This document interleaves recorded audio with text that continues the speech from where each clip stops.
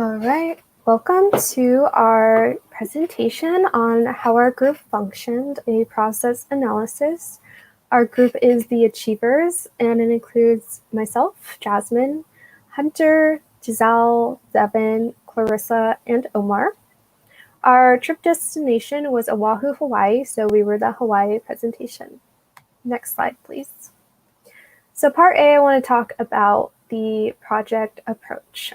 So how was the project approach? How did we approach it? So we wanted to tackle on this project as a team, as one, and we also wanted to give every one of our team members a say in all the matter of affairs. We wanted to set it up like a democracy. That way everyone gets a voice and no one is drowned out. I've personally been a part of group projects where everyone is talks over each other and someone with an idea isn't heard just because one person wants to do it their way, having that mentality of my way or the highway. So I really enjoyed how we approached this project. And how did we decide where our trip would be? So we each took turns coming up with ideas for our destination, right? So we had a meeting such as this, where we were all on camera and we were just spitting out places in the United States where we wanted to go. So we wanted to pick a place based on the activities we could do there, making sure there's a lot of activities. We were also thinking about the scenery. You know, if you're spending 10 days in a place, you want it to look beautiful and a place that we would personally go ourselves. So for us, that place was Oahu, Hawaii. We thought it was a perfect destination because of the food, all of the activities like snorkeling and the hikes there. And we all personally wanted to go to Oahu ourselves just because of everything I mentioned. It's so beautiful there. So step by step of how we continue to approach this. So like I said, we first picked our trip location, Oahu, Hawaii. Then we made a rough draft of the tentative itinerary. So basically, we were in a group and one person was writing down notes, and we were all discussing what day 1, day 2, day 3, day 4, and so on should look like from a very, very rough draft standpoint. Very general stuff like 1, wake up, 2, eat breakfast, 3, activity, 4, eat, and then 5, sleep. So very rough draft, but something we could look at and expand on, right? So after that, we were assigned days. So each day by our facilitator, which was me. So I assigned days out to my group members, and they were responsible for the days that I assigned to them. As far as research goes, each member was responsible for research on their assigned days, and the research was conducted in meetings individually. So for example, if day 3 included an excursion, the person responsible for day 3 would be in charge of finding the food and the pricing for that day, as well as the cost of activities for that day and all of the locations. Okay, and then how did we review each member's portion? So if anyone had any questions about their section, they would express those questions, and as a group, we would help each other.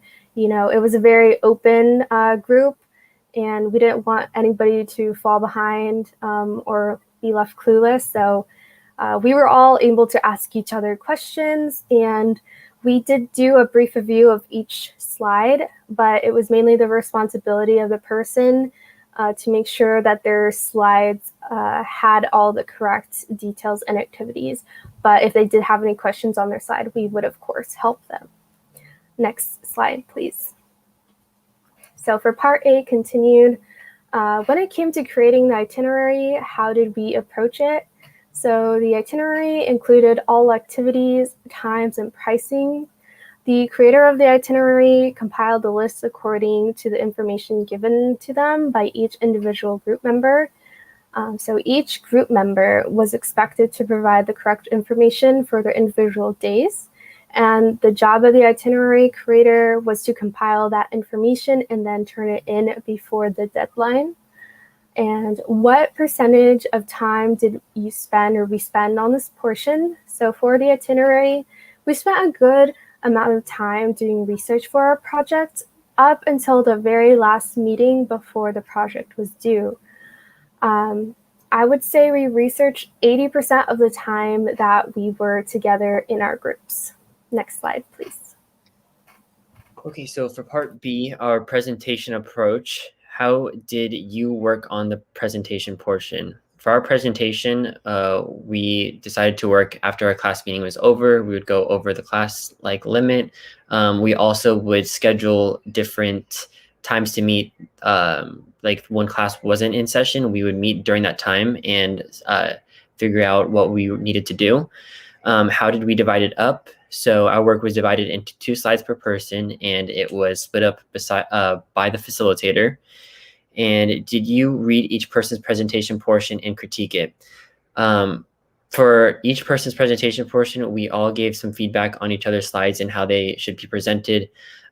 We also, whenever someone had a question, we always would answer it if they were kind of unsure about how they should say it or what they should do. We would all step in and try to help as best as we could. Did you practice the oral portion as a group? We did. So before we filmed our StreamYard, we did a whole complete run through of everything. We filmed it. We realized the time wasn't as much as we wanted, so we kept doing it up until the time was right.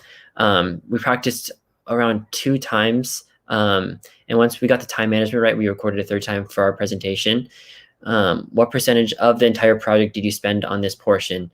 We spent about 20% of the portion on the presentation side, like we were doing 80% of the research and getting our slides together. Yeah. Okay, for part C and D, the norms and roles. So what norms did your group have? Implicit, explicit, procedural, and social. So an implicit norm is pretty much something that isn't talked about, but it's just generally agreed upon by everybody. So show up on time, be prepared to work. It's not something we had to discuss amongst the group members. Everybody just kind of understood this is time to work and focus and get this project done. Be respectful. It's another thing that didn't have to be discussed. We all treated each other with respect, and every individual's input was respected and listened to. It's also something that we didn't have to talk about. We didn't have to discuss it. It just kind of happened naturally. We all listened to everybody's point of view and everybody's opinions, all their input. If they had something to say, we all generally listened and took it into consideration. For explicit norms, so this is stuff that we talked about and decided that this is how we're going to run our group. Each individual slide that people were assigned to, their work must be completed by the agreed upon time. So for when we were getting our PowerPoint together, if we had our slides needed to be done by a certain time, a certain date, that was something that we discussed. Everybody had to get that done by that agreed upon time. And every individual is responsible for their portion of the project. It's something that Jasmine and Hunter touched on. We were all assigned 2 slides, and we were responsible for all the information on those slides. What roles did you assign / discover in task and maintenance? So our facilitator of the group was Jasmine. She basically ran all of our meetings. She double-checked our work once we were all done, make sure it sounded good, it looked good, and made the agendas for each of our meetings.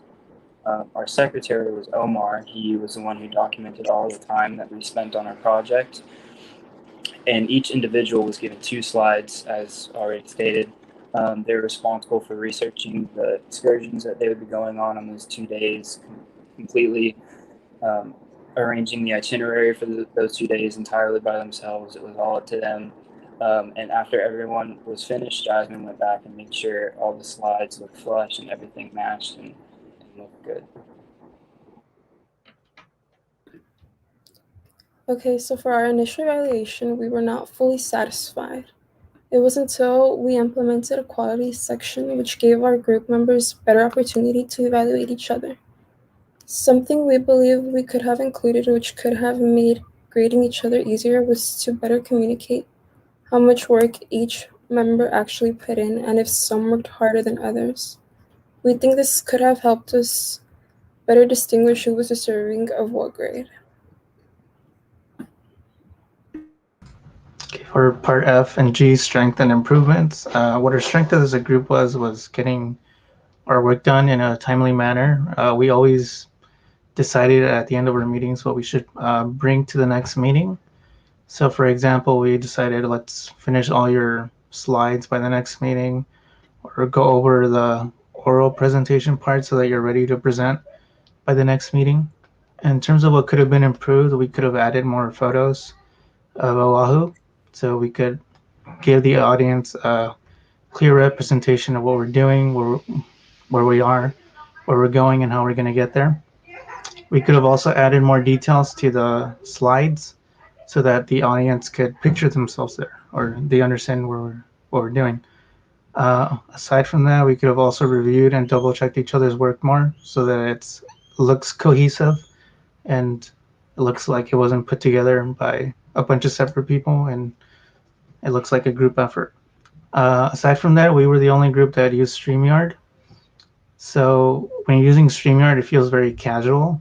Like it doesn't have the same sort of effect that presenting in front of a live audience would. So I think that kind of hurt us, and we try to improve that for this presentation. Next slide, please.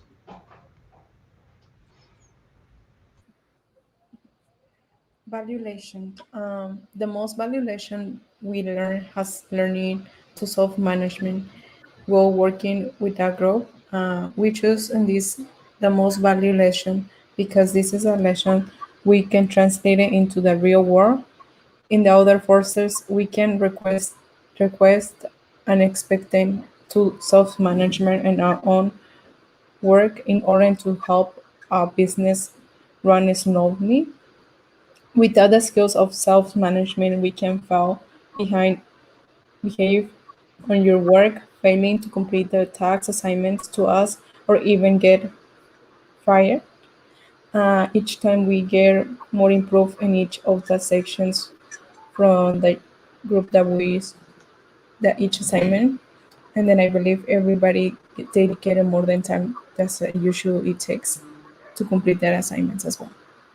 Next.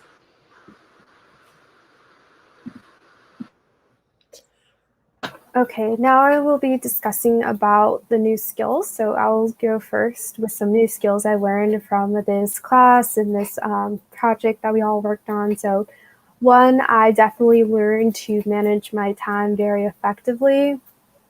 I haven't worked in this kind of environment before, really. In my other classes, yes, we had group projects, but nothing on this scale before. So I really learned how to manage my time effectively, especially as a facilitator, getting everyone to turn their work in on time, to set up. We're going to spend an hour doing the this slide for this agenda, like, you know, for our days. And then on the next meeting, we're going to spend an hour, you know, formatting. So I really learned how to effectively manage time. And that leads me to my next skill, which is managing others. I did learn, you know, I was never appointed as the leader of the group, but I definitely, like, in a way, felt that just because I was able to help others. I was able to create, you know, the Google Slides, the Google Docs. So I really learned to manage others, and that is not a skill I have learned in my school life or my work life. So I am excited to bring that into the real world from this class. So before this class, I was always so nervous to present or like talk in front of anyone. But I feel like I've been able to manage that anxiety. And so now I feel like I'm able to speak confidently and I don't get as nervous as much. So I feel like that's one of my new skills I definitely learned. Also, whenever we had a idea or a thought, we all kind of came together. And I feel like when I said something and someone kind of had a better idea, we collaborated and made a stronger point. So I feel like I've been able to collaborate a lot better than what I have in the past. So that's my last new skill I learned from the class.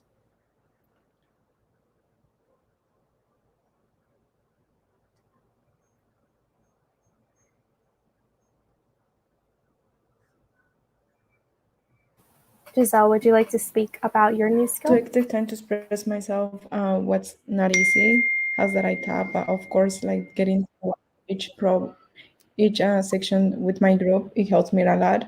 After like since today, I can be more communicated with them, and I think with everybody, I feel more confident, and then I think I was more able to improve myself as well. Okay, and for me, the new skills that I developed, I definitely think I became a more confident communicator. Just like Hunter, I would get really anxious, really nervous before any kind of presentation or oral speech in front of the class. So this class has definitely helped me just become a more confident communicator and not get so nervous when I'm presenting. It also helped me become better at working and communicating in a group setting. Before in like group presentations or group projects, I was always kind of quiet and I just kind of went with the flow and let everybody take charge. But this group really made it easy to just speak out, and if I had an idea, just I wasn't afraid to just say it and get it out there and let people do with that idea what they do. And yeah, thank you. Some skills I learned were how to confidently communicate my ideas. I also learned some skills on how to manage my anxiety.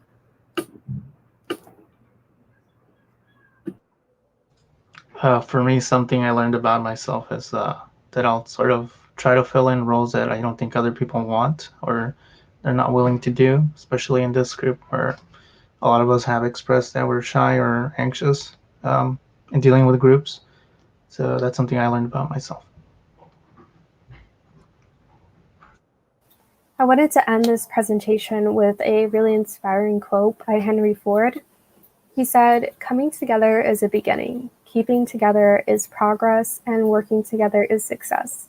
I believe this quote relates to this class because in order to be successful in this class, you definitely need to all work together. There needs to be a harmony between each of the team members in the work they are doing. And I believe this quote also applies to the real world too, because you need to work together in order to be successful, whether that be in your personal relationships or in your job or in your family or with your friends. You need to collab, you need to, have open communication and do the work. So thank you so much for staying tuned and watching our presentation.